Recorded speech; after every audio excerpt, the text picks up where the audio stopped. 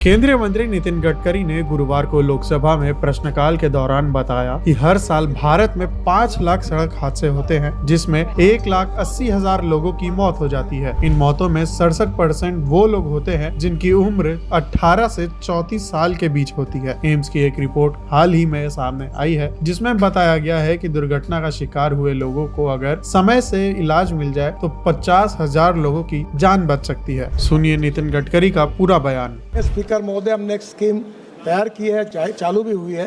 मैं आप सबका सहयोग मांगता हूं कि रोड पर एक्सीडेंट होता है तो लोगों को लगता है कि कोई लफड़े में पड़े, तो मैं उनसे अनुरोध करूंगा, आप कोई कार्रवाई नहीं होगी, पुलिस तकलीफ नहीं देगा, आप उस विक्टिम को उठाओ, हॉस्पिटल में पहुंचाओ और जो ये काम करेगा उसको हम राहवीर कहेंगे और उसको 25,000 रुपये का अवार्ड देंगे ताकि ये 50,000 लोगों की जान बचे। बचाने के बाद जिस भी अस्पताल में उसको एडमिट करेंगे तो उस हॉस्पिटल में 7 दिन की ट्रीटमेंट और 1.5 लाख रुपए तक हम तुरंत उस हॉस्पिटल को रिम्बर्समेंट करके देंगे ताकि उसकी जान बचे। और मुझे लगता है कि इस काम में अगर ये सहयोग करेंगे तो फ़ायदा होगा। दूसरा, सांसद महोदय, हमने आपकी अध्यक्षता में एक्सीडेंट निवारण कमेटी हर कॉन्स्टिट्यूंसी में स्थापन की है। कलेक्टर उसका सेक्रेटरी है। हर 2 महीने में एक बार मीटिंग करिए, ब्लैक स्पॉट ढूंढिए, सभी यंत्रणाओं को काम को लगाइए और इसको निश्चित रूप से दूर करने की कोशिश करिए। रोड इंजीनियरिंग में सुधार करने के लिए ब्लैक स्पॉट में हमने 7,000 ब्लैक स्पॉट रेक्टिफाई किए हैं, 40,000 करोड़ रुपए मंजूर किए हैं और लगातार ये रेक्टिफाई कर रहे हैं। नए ध्यान में आते वो कर रहे हैं क्योंकि हमारे DPR डिफेक्टिव है, उसको भी सुधारने की कोशिश कर रहे हैं। और ऑटोमोबाइल इंजीनियरिंग में हम 6 एयरबैग्स मैंडेटरी कर दिए है। स्कूटर में हमने 2 helmet free of charge, company जब कोई स्कूटर लेगा तो उसको देने की योजना दी है। इसके साथ मोबाइल पर बात नहीं करना, गाड़ी चलाते समय, स्कूटर चलाते समय, लेन डिसिप्लिन का पालन करना, रास्ता क्रॉस करते समय बीच में नहीं जाना, रेड सिग्नल होगा तो रुकना। अध्यक्ष महाराज, मुझे बड़े दुख के साथ कहना पड़ता है कि ये एक्सीडेंट का संबंध ह्यूमन बिहेवियर से है। कानून के प्रति डर भी नहीं और सम्मान भी नहीं। और हम लोग 1,80,000 लोगों की जाने जा रही है। कोई लड़ाई में जितने लोग नहीं मरे, कोविड में नहीं मरे, हर साल मर रहे, यंग लड़के लड़कियां मर रहे, पढ़े लिखे लड़के मर रहे। मुझे लगता है कि ये पब्लिक एजुकेशन के लिए बहुत इम्पॉर्टेंट है। हम बहुत कोशिश कर रहे हैं, अमिताभ बच्चन से लेकर काफ़ी लोग हम कैंपेन चलाते हैं। अभी इस बार के प्रोग्राम में एक काफ़ी लोगों को करके अलग अलग जगह पर बच्चों के लिए प्रोग्राम करते हैं। आप भी आपके यहाँ रोड सेफ्टी के प्रोग्राम करिए, लोगों को कानून के प्रति जागरूक करिए और हमको सहयोग करिए। हम सबके सहयोग से अध्यक्ष महाराज हम लोगों की जान बचाने का काम करेंगे।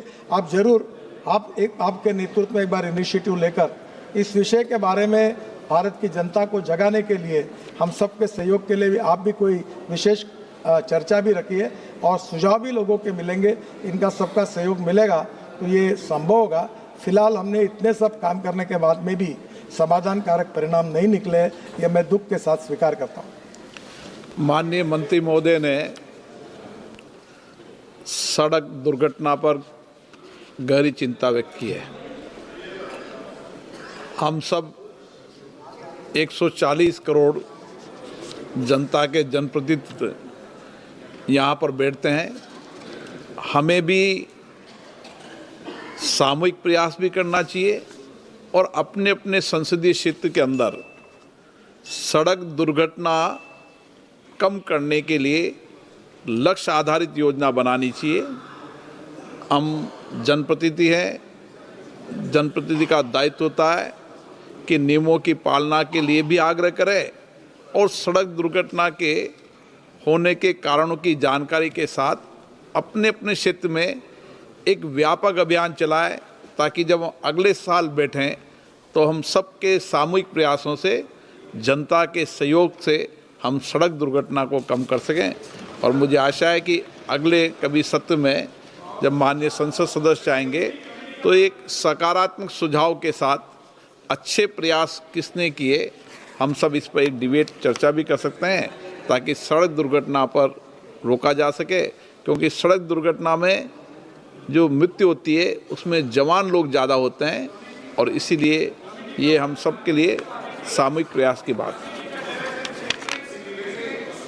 Shri N.K. Premachandran ji. Thank you very much, Mr. Speaker, sir.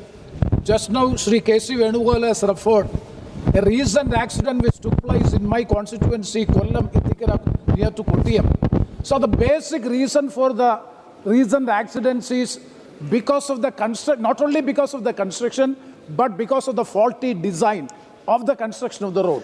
So my specific question to the Honorable Ministry is, in the most of the places in Kerala in NH 66, there are retaining earthen walls having more than 30 feet height. It is just like Chinese walls separating the highway and the service road. My specific question, and all the places the accident took place because of this. The topographical condition as well as the climatic situation of Kerala is not suited for this retaining earthen wall. So my specific question to the Honorable Minister, through you, sir, whether the government will consider this retaining earthen wall will be converted into concrete highway, elevated highway with pillars. That is highly essential as a basic requirement of the state of Kerala so as to avoid all these accidents. Whether this proposal will be considered by the ministry, that is a definite question which I would like to put in. Thank you very much, Speaker, sir. Sir, whatever the honorable member is suggesting, fortunately he is absolutely correct. Because when we were going for the tender, as far as the tender condition, because of cost saving and because of land acquisition problem, we are making that retaining walls. And in the soil, particularly soil testing, it is to be important before constructing that wall. And the Kerala soil is not permitting for that. And that is to be an engineering problem. So what he is telling to the House is correct. And already we are suggesting for making already elevated road there. And that is to be a costly solution. But because of cost saving every time, our engineers was asking as far as the term and condition concerning with the tender.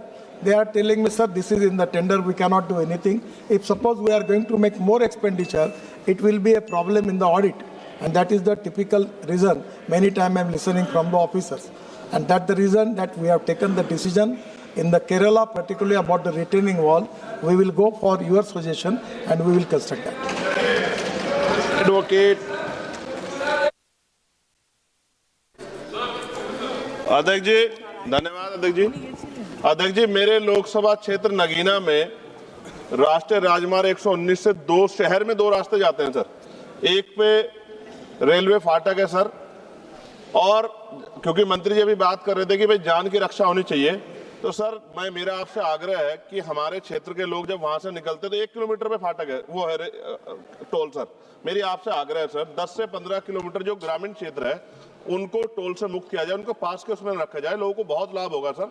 आपका भी सब धन्यवाद करेंगे। तो मेरी आपसे मांग है, नगीना क्षेत्र में 2 टोल है सर, मेरे यहाँ किरतपुर में और नगीना में 10 से 15 किलोमीटर के जो लोग हैं सर, उनको, किसान है सर, उनको टोल मुक्त किया जाए, मेरे आपसे आग्रह सर। धन्यवाद सर।